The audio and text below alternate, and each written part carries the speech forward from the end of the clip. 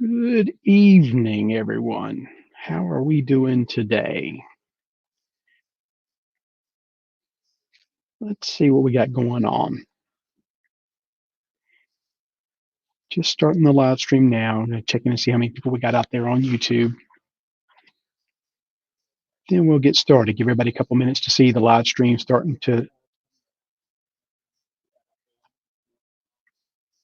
see how many people show up.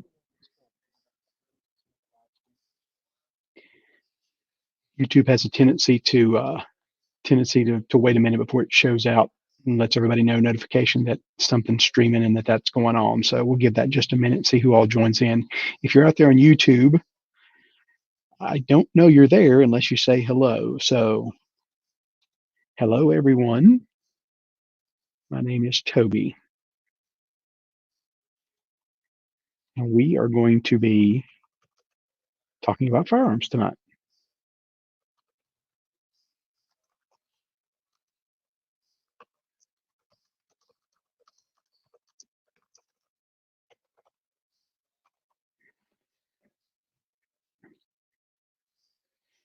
Like I said, we'll give it a couple minutes before we get started. Make sure that give everybody an opportunity to see the live stream is going to be starting, and then we'll get going. This is going to be a full-blown presentation of an actual seminar from the National Rifle Association. This isn't just something I'm making up. This is a legit actual course that they offer. And in light of everything that's going on in the news, I wanted to offer that to everybody.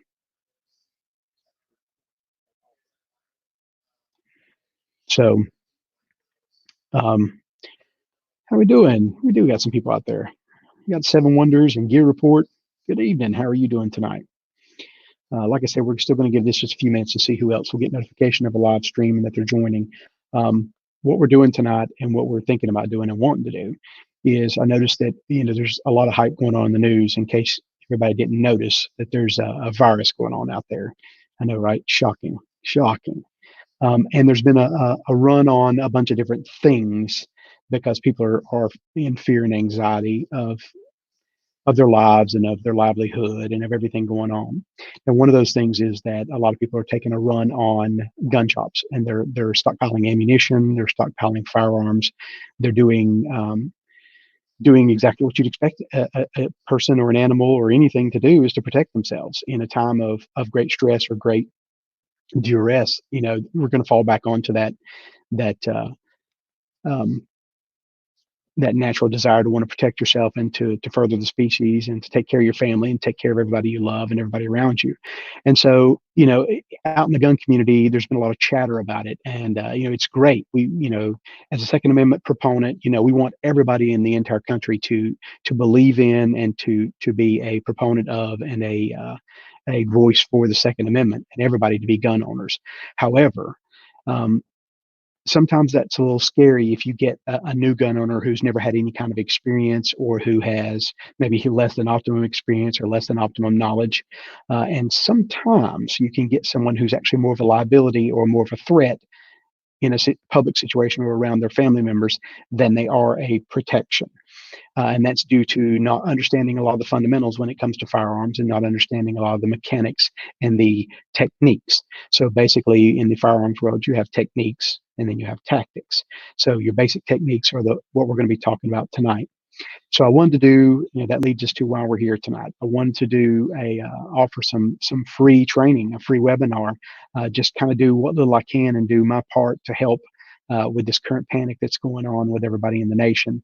And if there's anybody out there who could use this information and this knowledge about firearms, then just literally anything I can do to help is what I'm going to do. So what we're going to be offering is the NRA's New Shooter Seminar, which is a legit and actual course that they offer. This isn't something that I'm just making up on the fly.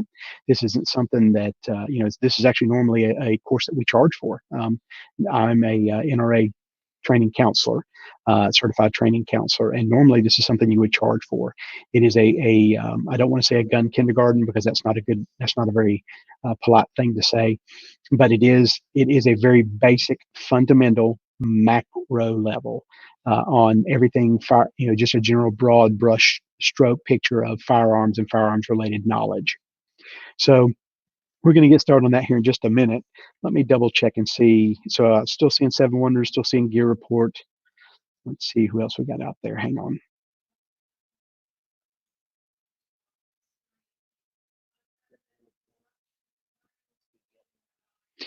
So it looks like we've got 3 out there, which means we got somebody out there watching who hasn't said hello. So welcome, whoever you are. We're going to go ahead and get started. It's 5 minutes after the hour. We've got 4 watching. I think that's counting me watching. So we're going to go ahead and get started. So let's get that.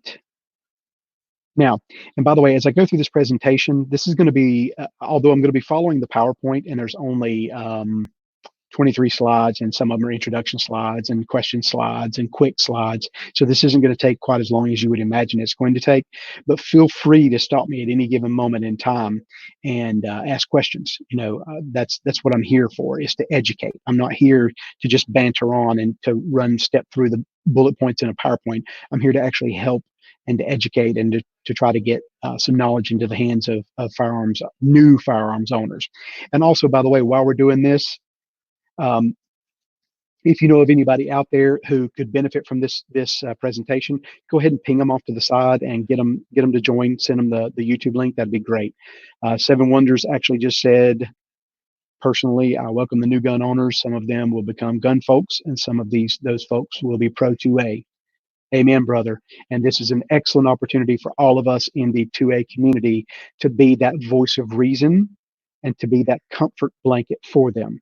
This is an excellent time, an amazing time to take those new shooters or people who are terrified and scared and who have never had to previously deal with this. They've had to previously deal with the programming from either the media or from just sheer fear and ignorance. And I don't mean ignorance in a way of unintelligence. I mean ignorance in the way of being ignorant to facts and ignorance to knowing what they're talking about and actual real facts. So this is a great time to take those people and to nurse them through logically, intelligently, and verbally and kindly into the world of 2A and help them to understand, everything about the firearms industry, more importantly, about what the 2A actually is, what type of actual protection it provides for all of the other amendments and all of your other rights as a citizen, and to nurse them on into it. And I know I'm preaching to the choir, but you're right. This is a great opportunity, and I welcome them too.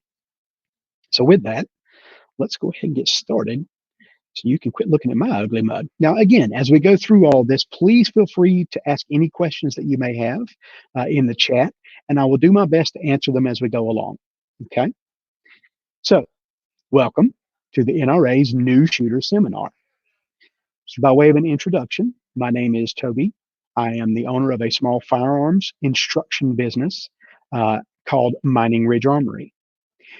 Mining Ridge Armory is not just a firearms instruction business, but it is also a physical security consultative service. And what I mean by that is we offer more services than just teaching you how to pick up a gun and how to function or how to work a gun. We offer things like situational awareness training. Personally, I'm a certified instructor for Emergence Corporation through Yusuf Badu as a situational awareness for employees training certified instructor. So, you always hear keep your head on a swivel and, look around and be aware and all that. But nobody ever tells you the scientific, data-driven, step-by-step methodology of how to actually get there. How do you truly actually make situational awareness based decisions and effectively, look for pre-event indicators and stop threats and or situations before they happen? Well, that's the type of security consultative services I provide. In addition to things like doing the NRA's Refuse to be a Victim program, which is a broad brush stroke approach to a bunch of different topics of security, including elder abuse, child abuse, internet security, et cetera, et cetera. And then, of course, we do things like the legal training for North Carolina concealed carry classes, as well as the Wildlife Commission and so on and so forth. Some other bullet points about me is not only am I a NRA training counselor, but I'm an NRA training counselor, which means NRA actually trains the trainers. So a counselor is a trainer of trainers. So in other words, if someone wants to be a pistol trainer or certified NRA pistol trainer, I'm the guy they have to come to, or one of the guys. And I'm trained in almost every discipline as a counselor that NRA offers, almost every discipline except for some of the reloading and things like that. I'm a consummate student, as you can probably note from some of the bullet points there. I commit to taking a minimum of 2 actual formalized paid for trainings per year. And that's just kind of one of my goals. In addition to that, I spend hundreds and hundreds and hundreds of hours on the range, reading books, taking online courses, and keeping my mind fresh and educating myself. Short version is I take the firearms industry and the firearms ownership, and more importantly, the training of firearms very, very, very seriously. You are actually a liability to your friends and family members and everyone around you. You are not a protection if you are not correctly trained and you are not properly utilizing techniques and tactics in a safe fashion if you deploy a firearm. There is the very real possibility that if you don't know what you're doing, you could end up lobbing a bullet into a family member instead of into the bad guy. Yes, I am in North Carolina, Seven Wonders. I am in the western part, in the foothills of North Carolina, and I teach concealed carry classes for all of North Carolina here, as well as, like I said, hunter safety education and so on. In addition, and thanks for the question, man. I appreciate the engagement, by the way. In addition to physical security, by day to pay the bills, I also do information security. So I work for a Fortune 40 company as a currently in the information security realm of the business. I have over 30 years experience in the computer world. I like to tell the story about how I got into computers at the age of 14. I took a basic computer programming and typing class to meet chicks. It was kind of frowned upon for the guys on the wrestling team to take home ec. So, I had to do something, how it goes. But I've never stopped. I've continued to be in the information security realm, in the information technology realm ever since I was 14 in one form or another. In the past few years, I've gone from your standard IT technician training and IT level into, focusing on the information security, information project management, process management, and obtaining certifications and working my way up in that area. So now, as I said, I work in the information security arm of a Fortune 40 company, overseeing, in some cases, multi-million-dollar audiovisual application hardware deployment projects, and also focusing on identity and access management.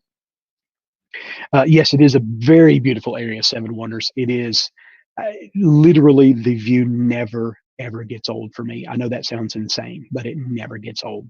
Um, all right, so today we're going to talk about in the program. We're going to go over basic gun safety, basic gun storage, the types of firearms and their parts, magazines, ammunition, sights, kind of what to expect on the range, although obviously I won't be taking you out to the range, what you will need at the range, and maybe just a broad approach of a macro view of what you're going to need and what you'll want to use when you go to the range.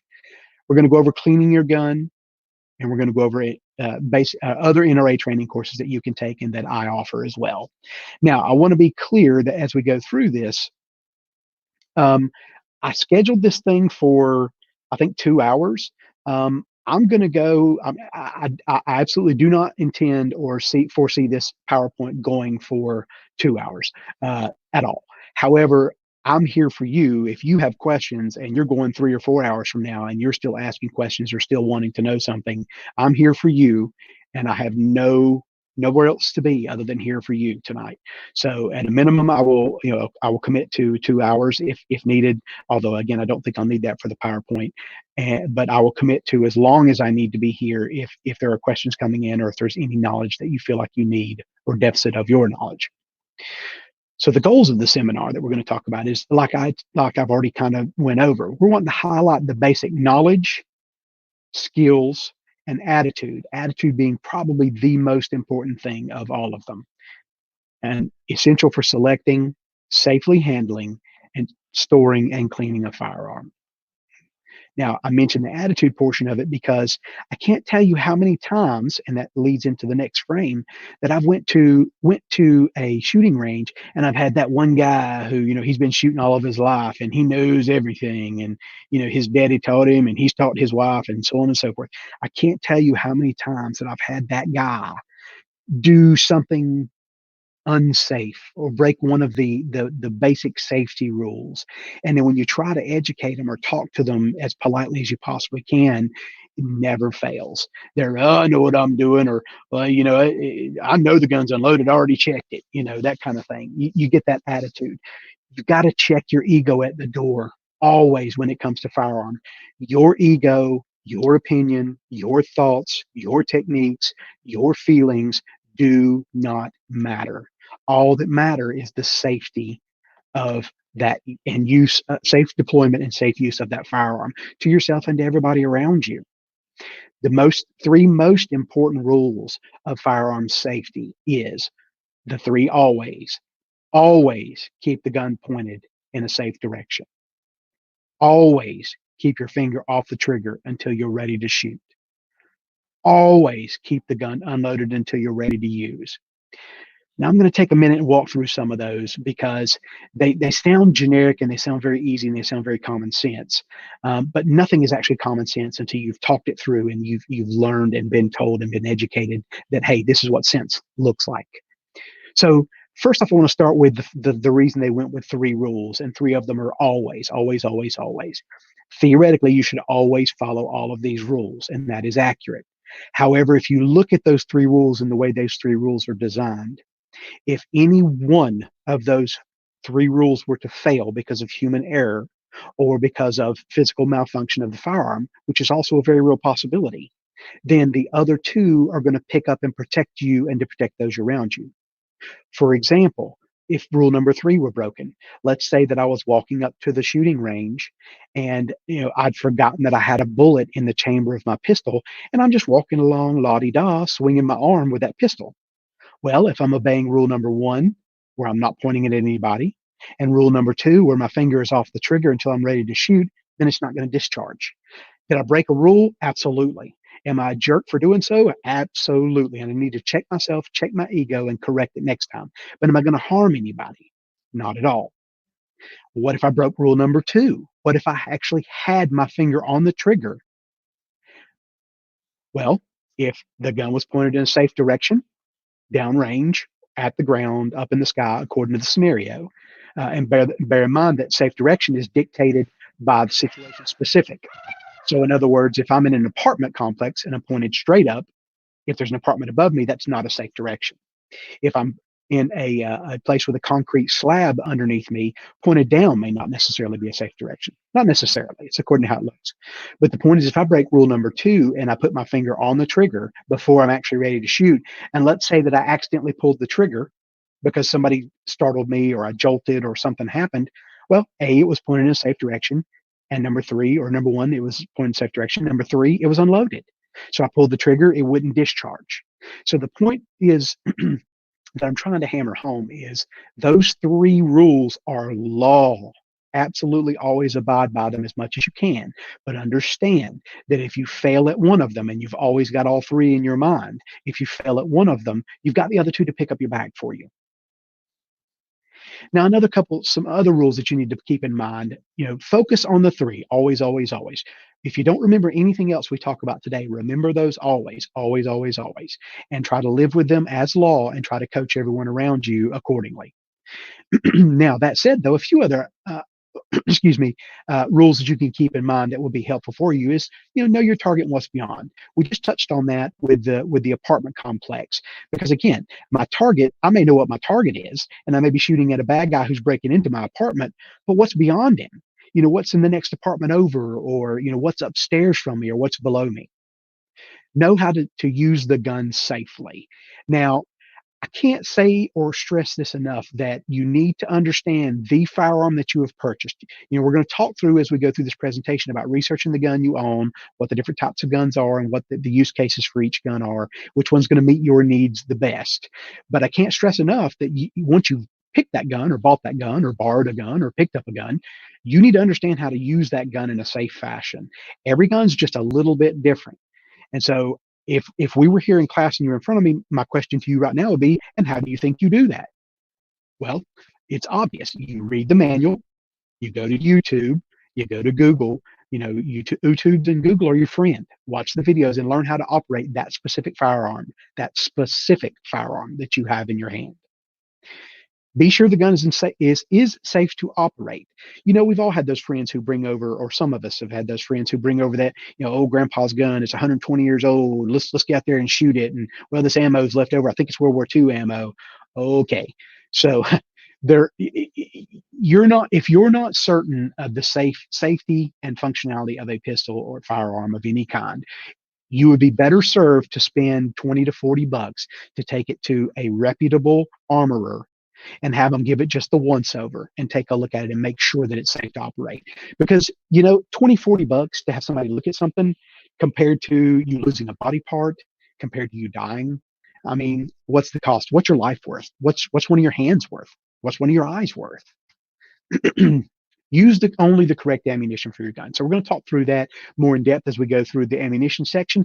But I cannot stress enough that sometimes there are guns, like, for example, the 45 GAP and the 45 ACP, which again, we'll talk about as we get further into this presentation, that you could accidentally cross up the ammunition and it may or may not still work, or it may or may not cause you actual physical injury. Wear ear and eye protection as appropriate. Now, what it means by as appropriate is anytime that you know that you're going to be using a firearm that could be detrimental as far as ear protection, detrimental to your ears, and in an area in such a place as you're allowed to use it.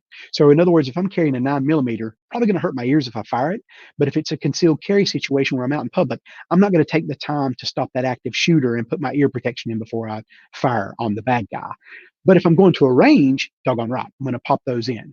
Now, nobody can force you to wear ear protection. While some ranges, public ranges, will have signs up that quote unquote require you to, we're adults. Nobody can actually force you to do it. But I can tell you from personal experience that obviously repeated exposure to those high decibel direct concussive impactive forces on your eardrums are going to have negative reaction or negative impact over time. They're going to break those little hairs off and you're going to get to where your hearing degrades. So I strongly suggest that you always wear ear protection when appropriate and when you can. Eye protection, just as a quick side note, be sure that you have an ANSI related set of eyewear on. You don't have to rush out and buy a $100 pair of shooting glasses. You just don't. You can go to your local Home Depot or Lowe's or Joe's Hardware and buy an ANSI rated set of eye protection, DeWalt, whatever, and those will work. A pair of glasses is better than nothing. And I can't stress enough to actually wear those eye protection because, you're not only worried about something popping out and hitting you in the eyeball, but you're also worried about the potential blowback of powder or microscopic shreds of metal coming as the brass is pulled and ejected. There's any number of 1,000 different scenarios where you could get something in your eye. So do that. Never use alcohol or drugs before or while shooting. If I have to explain this one to you, go ahead and drop off the stream. I'm just saying. Be aware that certain types of guns and many shooting activities require additional safety precautions. So as you saw, just a quick note on that, as you saw in my introduction, there's a lot of times where I'll take advanced shooting courses, CQB, two-man tactic, vehicle tactics, et cetera, et cetera, et cetera. And in those cases, most times it requires me to have additional safety or other hardware or items that will help me to safely accomplish that training course or that course of fire. So just be aware that, if you get into shooting sports, competitive shooting or that kind of thing, that may be a thing for you. All right. So gun owners' responsibilities. Americans enjoy a right that citizens of many other countries do not. We touched on this earlier. It's the right to own firearms. But with that right comes responsibility. It is the gun owner's responsibility to store, operate, and maintain his or her firearm safely. It is the gun owner's responsibility to ensure that unauthorized and untrained individuals cannot gain access to his or her firearms. It's also the gun owner's responsibility to learn and follow all applicable laws that pertain to the purchase, possession, and use of firearms in his or her jurisdiction. Guns are neither safe or unsafe by themselves. When people practice responsible gun ownership, firearms are safe, plain and simple. Now, I'm not going to get on a soapbox here, but I cannot stress enough that with the current attacks that are going on and the current level of programming, and that's basically what it is, next generation programming that's going on in certain media outlets and so on. I can't stress enough how we're literally only one generation away from losing those freedoms. And then, try to remember what's happening to China or what was happening to China before this COVID-19 incident hit. Try to remember those people who were being, attacked, killed, mutilated by their own government, by their own peers, by their own law enforcement. And we're screaming and crying with signs of we need the Second Amendment, just like the United States. Try to remember that the First, Fourth, Fifth, all those other amendments are only there and protected by the one. There is only the one amendment that protects and holds at bay the evil that could exist. Try to remember all that. And also try to not be that guy. Okay, we're going to talk about that guy a lot. Don't be that guy who thinks he knows everything. Don't be that guy who doesn't store his guns safely or, doesn't follow his laws. Don't be that guy that espouses falsehoods or facts without actually researching them or knowing what the heck they're talking about. Do your research, do your homework, know your stuff. Okay. Now, home safety and storage. There's only one rule to storing your gun safely and securely. You must be sure that unauthorized persons don't have access to the gun. There are many storage options available to choose from depending on your own personal situation. Now, obviously, I'm not going to go into talking about safes and the different cable locks versus plastic case that your gang came in, or strong boxes and metal cases, that kind of thing. Well, what I will do, particularly for North Carolina residents, is let you know that the main thing is store it to where an unauthorized person can't have access. Unauthorized can mean your grandchildren, your neighbor's kids, your children, a relative, wife, mother, father who isn't safe or isn't comfortable handling it. It can also mean a bad guy. Those of you who have a bad habit of storing a firearm in the glove box of your car, shame on you. You are directly potentially responsible for taking another human being's life, because criminals know to go to your glove box and under your seat and under the tire and so on and so forth. That's the first place they check, guys. And if you've got that Glock sticker on the back of your car, guess what? They know, kick that guy's window in, check his glove box, they're probably going to find something, a hunting rifle, something. So shame on you. Store that thing in such a way that authorized persons do not have access to that gun. Now, more importantly, in North Carolina, there are actually general statutes and laws in place to where you will be guilty of, unfortunately, only a misdemeanor if someone gains access to your firearm without you, class two misdemeanor, I believe it is, without you in such a way that's unauthorized. So in other words, if your grandkid walks in, get your gun, you can be charged with a misdemeanor. Now, if that child or that individual uses the firearm in a murder or a crime, or accidentally shoots themselves, you can in fact be charged with a greater crime, up to and including homicide, manslaughter, quite a few others.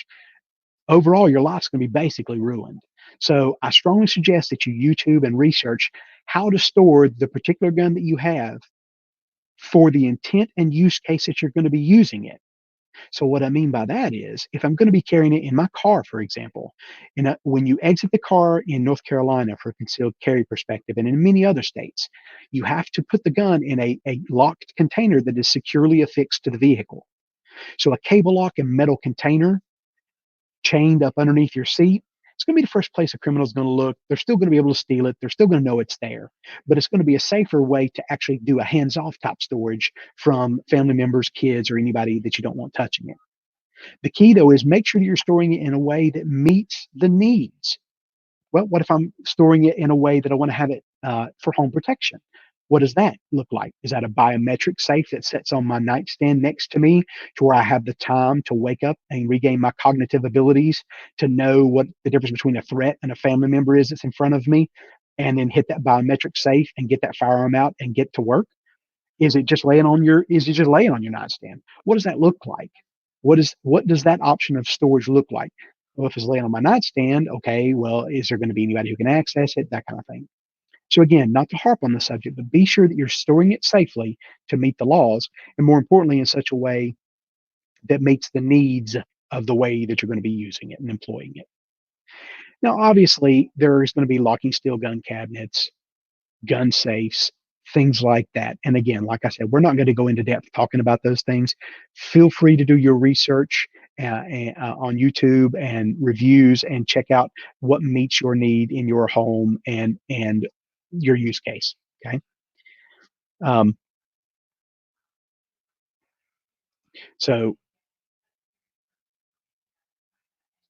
amen, brother. Amen. Please don't. Okay. So, the next slide we'll talk about is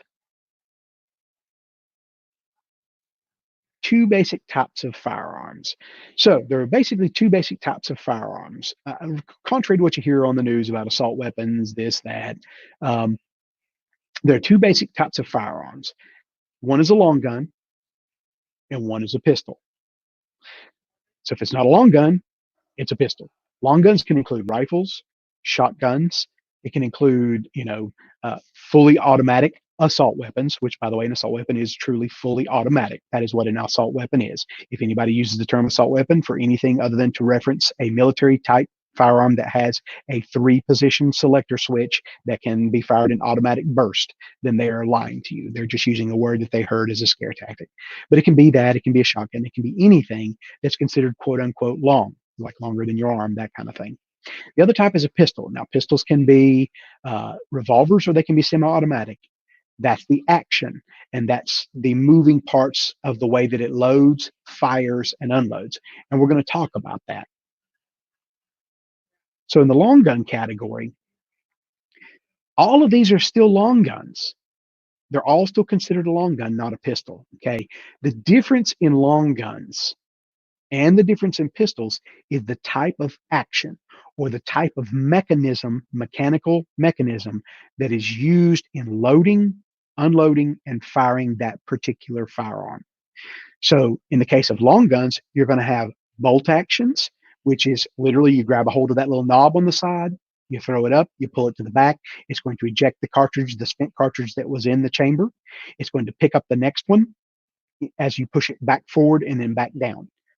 A lever action is that old school Western one that you see in all the Westerns. You're gonna take your hand and that little loop at the bottom there, you're gonna push down on it. It's going to eject out of the side.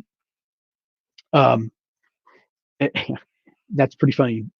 Seven Wonders, Active Dream. That's a good idea. You need to talking about. Seven Wonders is talking about don't keep a loaded gun.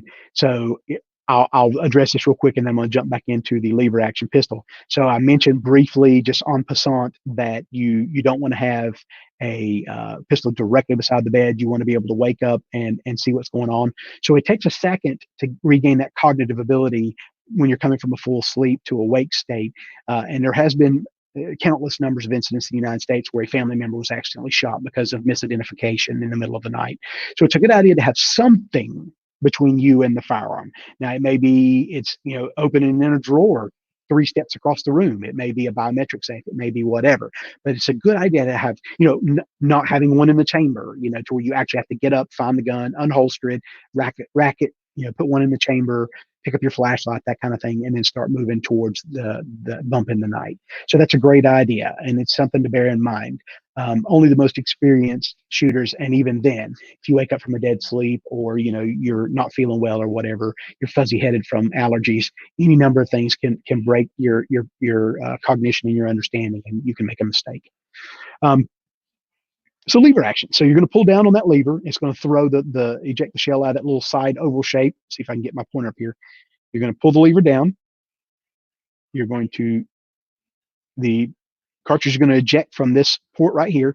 Then the next one is going to be picked up and put in place, and it's going to go. Or you're going to be able to fire the next round. Pump action, in this case, is a shotgun, but they do actually make rifles that are pump action. This long straight tube here is where the shells or cartridges, according to whether it's rifle or shotgun, are stored. And each time you pull this wooden forend backwards, you're going to pull a shell to the rear. It's going to push this open. One's going to eject. It's going to pick up the next one. You're then going to push the pump action forward, and it will load and go. Semi-automatic is going to have a spring-fed magazine in the bottom that's under constant pressure pushing upward.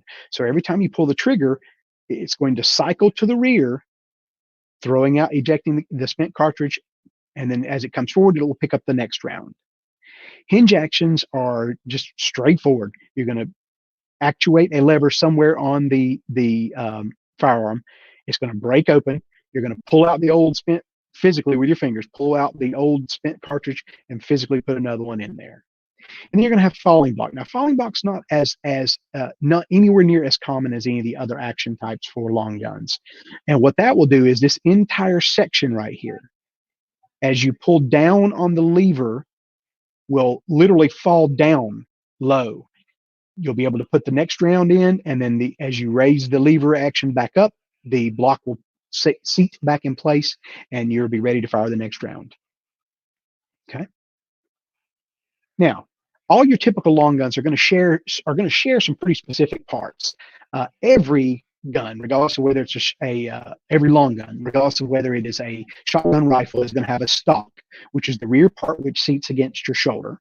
They're going to have a safety mechanism of some kind. It's either going to be push, pull, tweak, throw, whatever. There's going to be a safety of some kind that stops the forward movement and momentum of the firing pin towards the cartridge or shell. By the way, a safety is a mechanical device that can and does fail.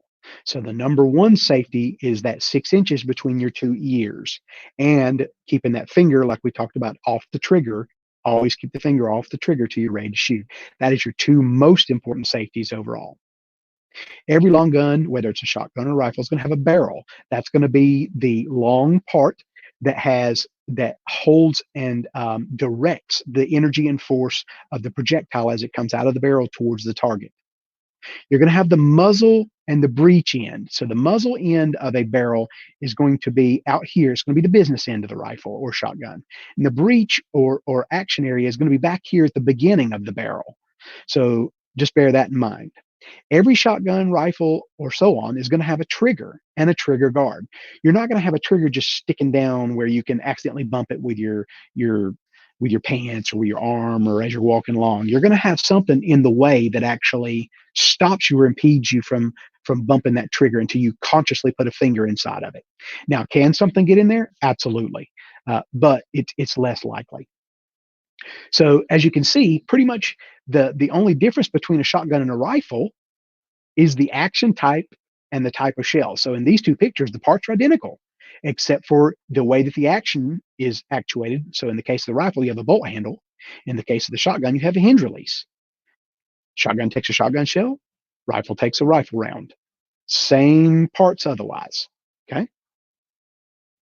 So let's talk about pistols and the different types of pistols. So similar to long guns, all pistols are going to be basically follow these same categories or types regardless, and they're going to all have similar parts, functions, and mechanisms inside of themselves. So you're going to have 3 action types. Like in the case of the rifles, you had about 8, bolt, falling block, break action, etc., pump action. In the case of pistols, you're going to have a single action revolver, a double action revolver, and a semi-automatic. Okay. Now, in the case of a single action revolver, every time you want to fire that pistol, you're going to have to cock or actuate the hammer, like they did in the old Western movies. You're going to pull that back. When you do, this cylinder is going to index or rotate, bringing the next bullet up in line to be able to be fired. So every time you got to cock fire, cock fire, cock fire. Okay. With a double action, you can cock the hammer, same as with a single action. Or you can literally just pull the trigger all the way through the long pull. It will, as your double action, as you are pulling that trigger, it will rotate the cylinder and index the next round, as well as pulling the hammer to the rear to allow it to be dropped for the next, to fire the next round after it's indexed.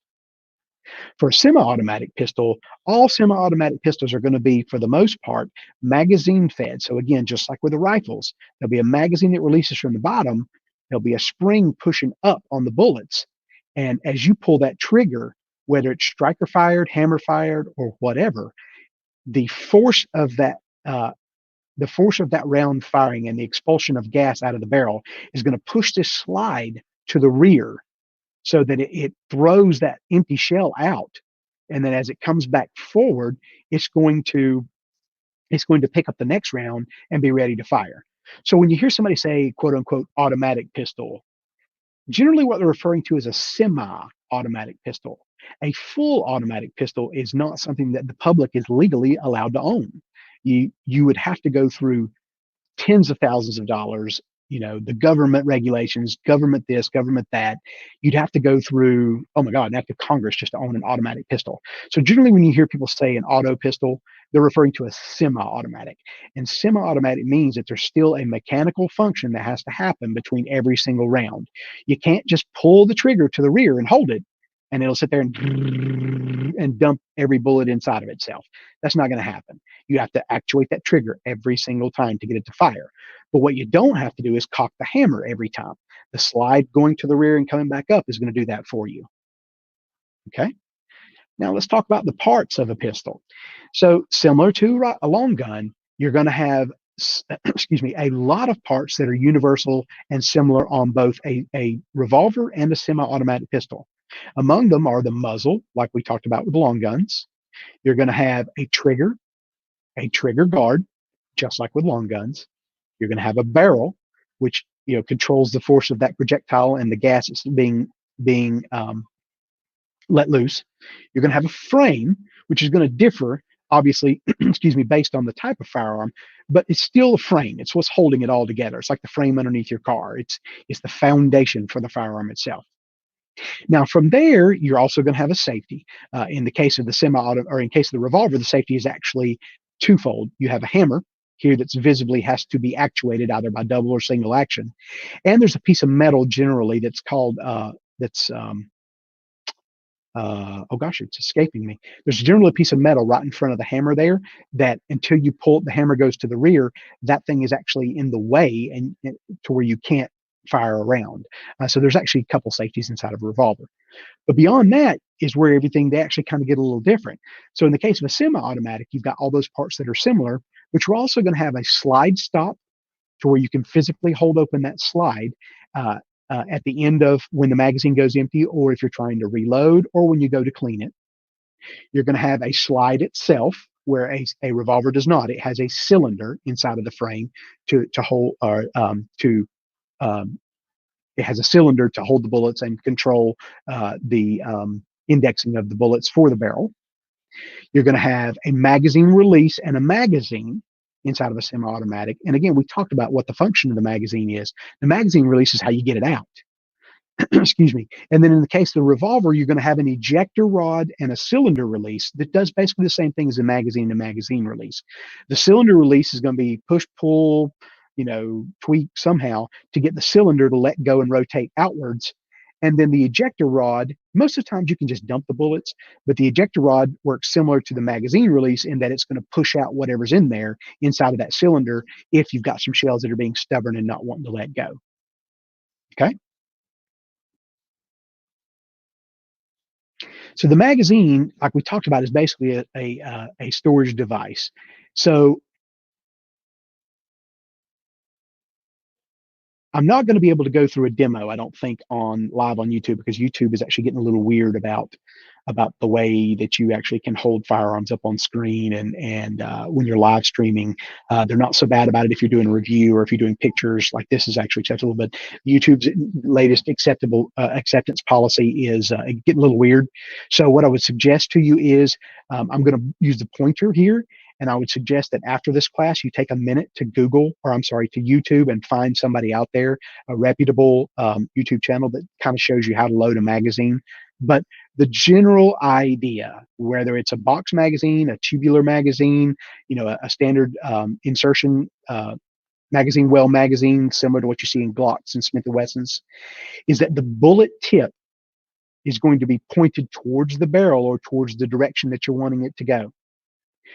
There's going to be a metal follower or plastic follower that's, again, with spring that's pushing upwards on those bullets. You're going to take those bullets and press them in and back, and then in and back, and in and back. And you're going to keep doing that until the capacity for the magazine is reached. So if it's a 15-round magazine, you're going to take 15 rounds, push them in and back and in and back until you get 15 in there. making sure that the business end of the bullet is pointed towards the business end of the barrel. Then you're going to stick it in. Yeah, yeah, definitely Seven Wonders. No gun handling on YouTube live streams anymore. Now, don't get me wrong, I can still do it in the reviews and such, but no more of that. So shame on us gun owners, I guess. Anyways, so then you'll insert the magazine until it latches against that magazine release, and you'll hear and feel an audible click as it latches into place, and then you know that the magazine is seated correctly, and you are able to then load a chamber a round and then safely fire the firearm. Okay, release and reload unload is the exact opposite. You're going to press the magazine release, let the magazine fall free. If there are rounds in the chamber of the pistol, you're going to eject it safely while keeping the gun pointed in a safe direction. Then you're going to take your thumb or a stripper of some kind, like, for example, a dull and non-sharp object like the butt, like a spoon, or like the flat head of a screwdriver, that kind of thing. And you're going to just push and push. Um, well, Peppa Pig, I hope that is not true. If it is, then we definitely need to talk, probably offline instead of here. Uh, yeah. So, uh, so the you're welcome. So the next thing we're going to go over is ammunition. So we talked about loading that ammunition. Let's talk about the ammunition itself. So it's important to understand to select the proper ammunition for. Okay, Peppa. So I'm going to have to ask you to keep that stuff to a minimum, please.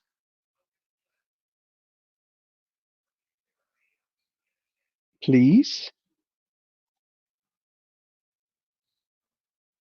show a little respect to everybody. Okay, a little respect to everybody, and we don't want to use profanity on the channel. This is a professional environment. We're trying to give a professional presentation. If you would be so kind as to respect the others who are in here. I've put you in timeout for the moment to where you can't comment. If you come back and you continue to act like that, we will ban you and kick you from this stream. So please don't do that, because we're trying to actually share some educational information for everybody. All right, so back to what we were talking about. So the ammunition, it's important to understand a couple things when it comes to ammunition. Storage we'll talk about here in a little while, but it's really important to understand that the firearm itself, whether it be a revolver, long gun, shotgun, semi-automatic pistol, whatever the case may be, it's going to be marked on that firearm somewhere of what type of ammunition that particular firearm uses. So, for example, a 9mm on the barrel would say 9mm Luger or 9mm Parabellum, or so on. So it's important to understand that if you don't get the exact right ammunition inside of that firearm, it may or may not fit, it may or may not fire, but more importantly is it may or may not cause you physical injury or problems or damage to your firearm. So it's super important that you make sure to cross-check with your owner's manual, your YouTube videos, the side of your barrel, the box that your ammunition came in, and keep it all together. Keep your ammunition in the box it came in. Keep your the stuff the the stuff you bought all together in one place. So in other words, don't cross up 380 and 9mm in the same bag or box. Don't cross up 45 GAP and 45 ACP. Make sure that ammunition is with the firearm and that it's kept in the box it came with, so that you're always safe, and you're always checking the head stamp of the ammunition against the barrel to make sure that you got the right kind. So when we talked about the how a ammunition fires, is that the projectile and the gas escapes down the barrel. But what we didn't talk about is the mechanics of how that actually works. So basically, when ammo is fired or it's inserted into a firearm, a lot of people say that it explodes, and that's not true. What happens is that there's a chemical compound in the rear, in the primer of the projectile, of the cartridge, and that primer has a chemical compound in it. When the striker strikes the back of that, when the hammer falls and strikes the striker strikes the primer, then that chemical reaction causes a fire that then burns the gunpowder at a very rapid expansion, rapid pace, and causes a rapid expansion of gas that forms a seal around the bullet, and then the bullet or projectile continues down the barrel and out and onto the target.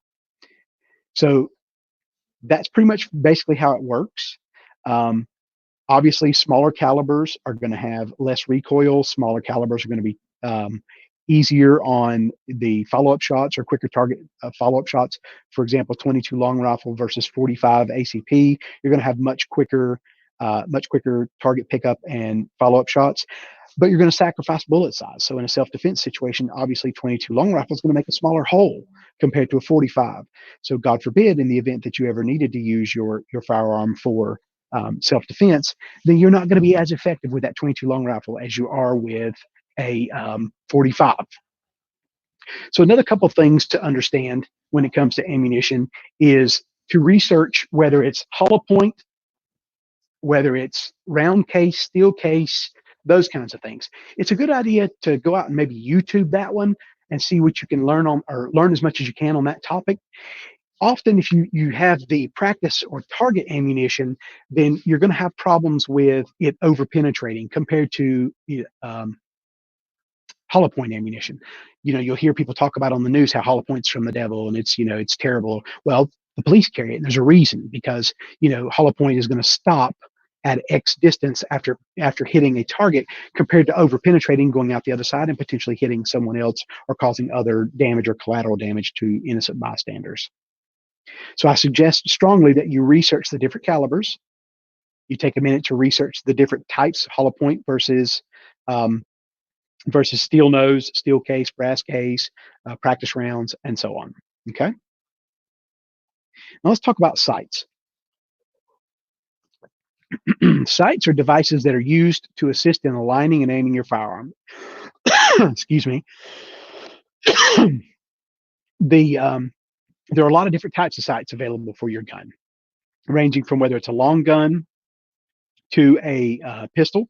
You're going to have iron, but they fall into two major categories. You're going to have iron sights and optical sights. So what I mean by that is, if you'll notice here in the lower picture, if I can point to it, this pistol is using, although they're polymer and plastic, they'll call that iron sights. Okay. On this rifle up here, this probably iron or steel part back here, along with an aperture that aperture at the rear, along with a front sight post that's probably just off screen here in this picture, is actually iron sights. Iron sights can come in a bunch of different forms. As you notice just in this picture alone, you have a round aperture in the rear and a stand-up straight front sight post here off picture and off screen. Where this pistol's iron sights are actually 3 dots inside of a square, and excuse me, where you have to line it up and get your sight alignment and sight picture, which we'll talk about in a second. The other category is optical sights. Now, optical sights is going to be 100 different types. Optical sights can be a scope, like you see pictured here. It can be a red dot. It can be, the laser dots. It can be just a myriad of different options. But the general idea is that an optical sight is something that's either reflexive or telescopic and provides you an additional element to aiming beyond the iron sights, whether it's a crosshair, a red dot, a pattern that's lit or unlit of some kind inside of that particular, that particular optical sight. Okay. Take a swallow of water here and see if I can clear up this cough, and then we'll go to the next screen. Actually, you know what? No, I'm not. I'm going to talk about sight alignment and sight picture for a second, because sight alignment and sight picture is super important. Okay. Sight alignment and sight picture. If you're using the iron sights, and now this is going to apply, so focus on this picture down here at the bottom. Okay. We're going to talk through this on this pistol. We're going to talk through this scenario right here. Sight alignment and sight picture applies to iron sights or optical sights in a different fashion, regardless of what type of firearm you're using and employing. So sight picture is what the picture needs to look, or I'm sorry, sight alignment is what the optic or iron sights are supposed to look like to hit the target. So in other words, this picture here, you're going to have all three white dots directly in a line. You're going to have the top of the three iron sights directly in line with one another. Straight line here, straight line here. Equal amounts of daylight on the right and the left of the front sight post. And you're going to focus, you have what's called peripheral and foveal vision. Your peripheral vision is out to the sides. Everybody knows what peripheral vision is. If you move your hand out to the left or to the right of your head, you're going to catch movement, but you're not going to see details.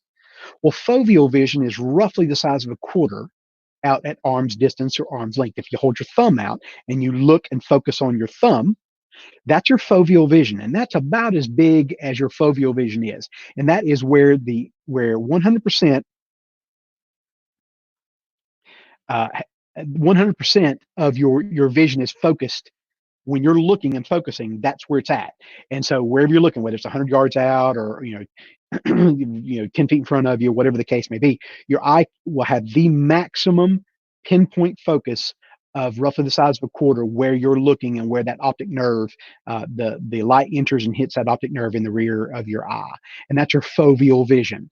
So your foveal vision needs to be focused directly on that front sight of this sight alignment here, focused on this center dot, that front sight at all times. You need to live on that front sight. Now that's going to produce what's called a sight picture.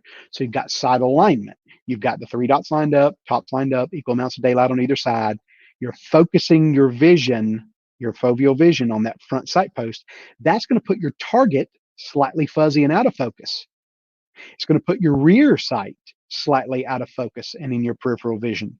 So that's then what's called the sight picture. So you have sight alignment and sight picture. Your sight picture should always be that your front sight is in focus, period. Everything else is slightly out of focus. People, you'll see people, and I see it every time I do a class.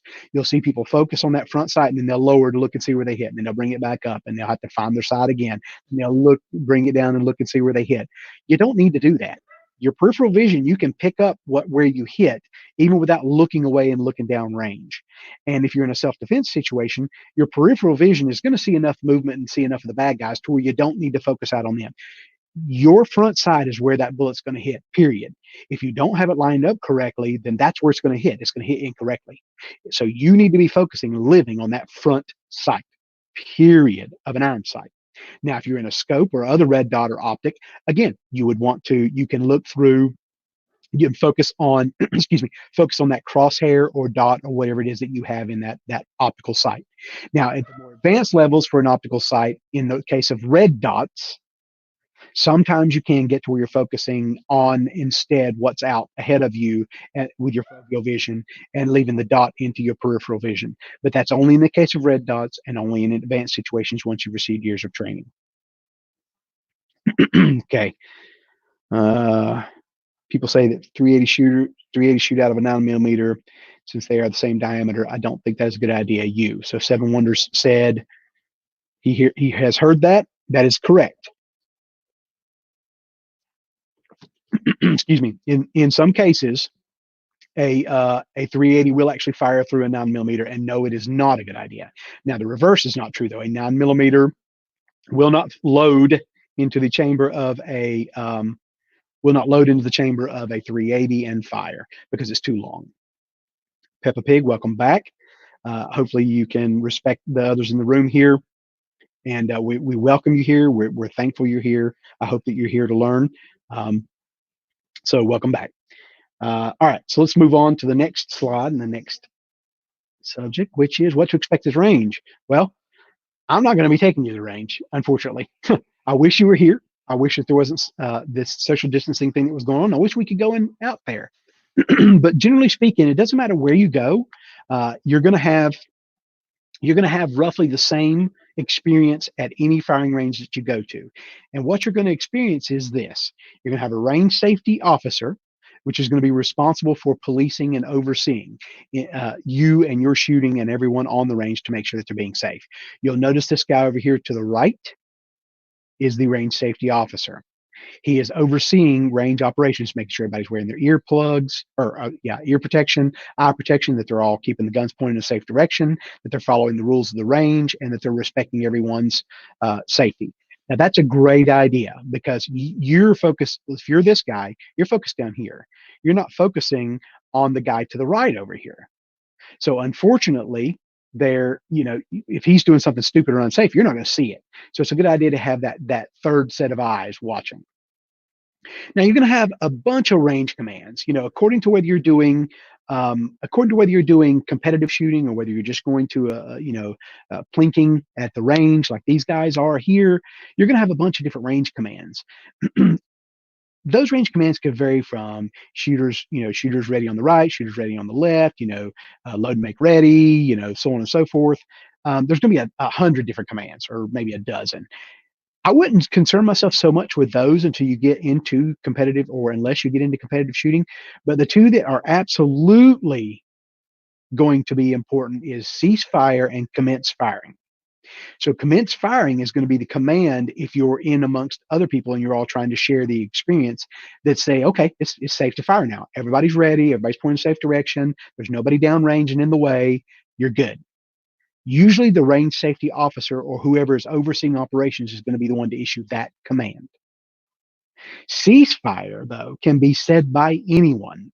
You can say ceasefire. The range safety officer can say ceasefire. Anybody on the range can say ceasefire if you see something that is unsafe or potentially harmful in any way, shape, form, or fashion to those around you. You can call a ceasefire. When a ceasefire is called, you don't pull your gun down and unload it or whatever.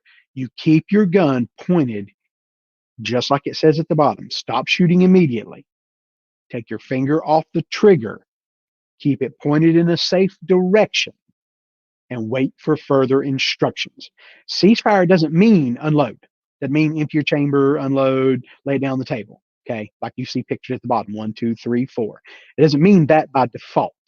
What it means is wait for directions from the range safety officer. Stop firing. Something's going on. Cease fire. Something's unsafe. Keep it going in a safe direction. Take your finger off trigger. Wait for further directions. Peppa Pig, no, I do not. I actually do not play any kind of online video games anymore. I used to. I used to play Counter-Strike Source and several others, but I've gotten older, unfortunately, and so has my PC. So I don't. One of these days, maybe as I get closer to retirement, I love watching some of that stuff stream online and some of the gamers play. I get what the addiction of watching people play is. It's pretty awesome. All right. When you go to the range, some of the things that you're going to need, and I don't think you need these necessarily right straight out of the gates. You may not need these day one. This is the things you can buy over time, and as you get better, and you can upgrade. Get the cheapest one you can find from a buddy. And then you can excuse me, you can upgrade as you go along. But some general ideas or general good things to have when you go to range are a good, solid, safe gun case that you can store and carry the ammunition and the firearm in, obviously unloaded as you're going in. A good quality set of ear protection. And again, you can start off slow and cheap and go and buy standard ANSI protection or OSHA approved ear protection from your local hardware store, your local Lowe's, and then upgrade as you get further into the shooting sports and have the requirement. We've already touched on and talked about eye protection and ANSI rated. Ammunition designed for your firearm, we've touched about extensively. Targets. Don't get hung up on targets, okay, guys? You can always just go buy you some paper plates and take a permanent marker and draw a little dot in the center of it. You can go full bore and buy expensive reactive targets and things like that, and that's great. IDPA, steel, those are a lot of fun. And as you get further into shooting, you're definitely going to expand out to that. But in the beginning stages, don't overthink it. Just get you some pie plates or some sheets of 8.5 by 11 paper and draw a smiley face on it. Name it that smiley face. It's not rocket science, guys. All right. So cleaning your gun. Now, again, I would love to do a live demonstration on cleaning my gun right here on YouTube. However, YouTube's rules won't allow that. So what I'm instead going to suggest is two things. First off is that you read your owner's manual. We've talked about that 2 or 3 times so far. Read your owner's manual. Read your owner's manual. Read, read, read. Okay. In addition to reading your owner's manual, Google it, YouTube your gun and see how to clean it and what the best way is to do so. I will point out though that a lot of times be careful of of who you're watching teach you how to clean a gun, because a lot of times you'll end up having people who actually overdo it. They'll over oil it, over lube it. They'll put too much into it. The bottom line is this: you're going to need a solvent of some kind to break off any carbon buildup, or gunpowder, anything that's built up, or dirt in your firearm. You'll need that. A good way to brush it off, even an old crappy toothbrush will work, one that you're no longer retired or no longer using and have retired. And then you're going to need some type of grease or lubricant to put back on. And remember this for me, guys. Okay, remember the three alwayses, but remember this too. Anywhere your gun is shiny, a metal rub friction spot. So, in other words, if you see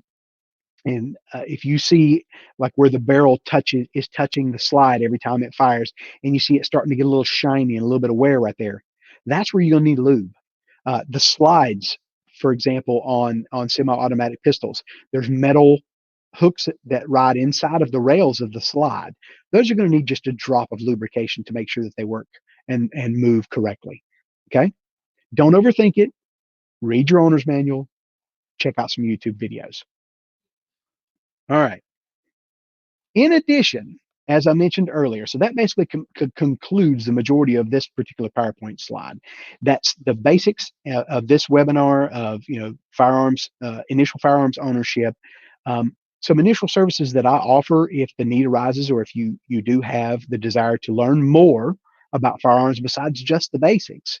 Obviously, as I mentioned earlier, as being a training counselor, I do offer pistol, rifle, shotgun, personal protection in the home, personal protection outside the home, and advanced shooting techniques and tactics trainings.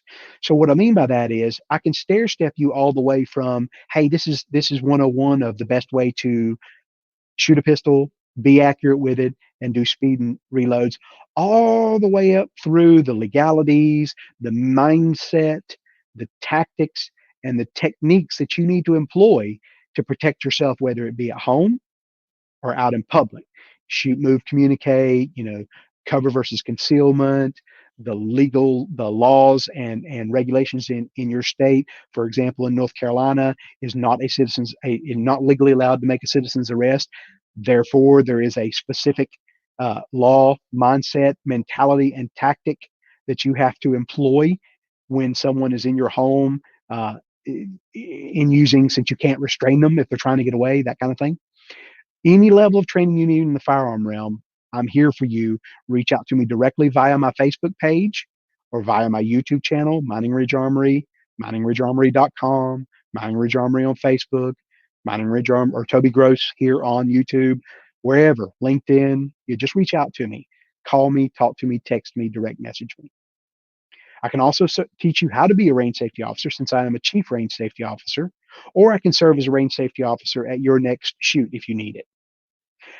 If your civic organization, whether it be a church, whether it be synagogue, kindergarten, daycare, law enforcement, county municipality building, regardless what your need is, if you have the need for non-firearms security training related to either situational awareness or the refuse to be a victim, which is the course that I mentioned earlier that covers all the different broad stroke um, security subjects, contact me and let me know. If your church, civic organization, building, whatever needs security consultative services, whether it be information technology security consultation, or whether it be coming to your synagogue and helping to establish the proper security for their church or for their synagogue, call me and let me know. Also, I'm an FFL. Just as a side note, I can actually buy. Thank you, Stephen, or Seven Wonders. I appreciate the compliment. Um, appreciate you being here. Thanks, and enjoy going and modding somewhere else. I can FFL for everybody. If you're in North Carolina, I can serve as an FFL for you. In addition, if you don't get training from me, get training from somebody. If you're going to get into the shooting realm, I strongly suggest that you get a qualified instructor somewhere near you to teach you the basics and kind of step you through the initial stages of you learning how to shoot. NRAinstructors.org, you can search for classes and teachers and instructors near you. So if I can't do it and I can't meet your needs or I'm not near enough to you, please get someone near you. It's more important for me that you learn than it is for me to actually make money off of this. I don't necessarily do this for money. I do this because I'm actually passionate about it. So that concludes the training portion. Let's see if we still got anybody out there listening to my crazy rambling. Yeah, we still got 3 people watching. So at this point, since the presentation is over with, I will open it up to questions. If anybody has anything that they want to know in specific, I will do my best to answer the question if I have the knowledge. If I don't have the knowledge, then I will commit to you that I will try to find it and I will get back to you if I can. Um, if you're watching this in replay, or if you're watching it here live, I should have mentioned this earlier on in the stream. Please like, subscribe, ring the bell, share this video with anybody you feel could benefit from the information. Follow me. Um, give me a little bit of love there to where I can actually keep bringing this training content out there to you. So that said, do I have any questions from anybody?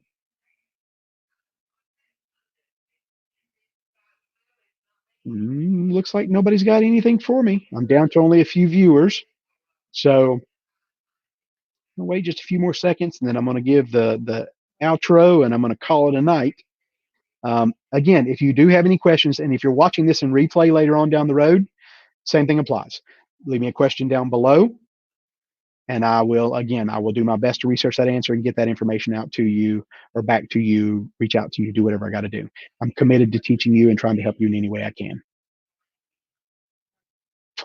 All right. On that note, I guess we're going to sweep the floors and lock the doors. Thank you everyone for joining. I hope that you experienced some or got some value out of this content. And like I said, follow the channel. We look forward to seeing you at the next free webinar or the next training class or training course that you need. Until we see you again on the range, you keep living your dream.